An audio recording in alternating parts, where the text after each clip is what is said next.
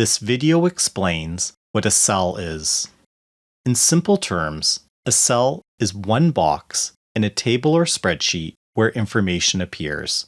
It can hold text, numbers, or formulas.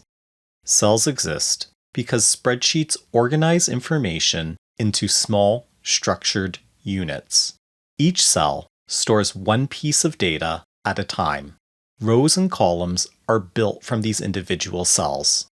A cell is not the same as an entire row or column. It is also not the whole worksheet, and it is not a chart created from data. A cell is just one box within the larger grid. You do not need to memorize this.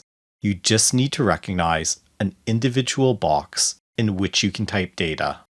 You usually see cells in Excel spreadsheets. Each one has a unique address such as A1 or B3.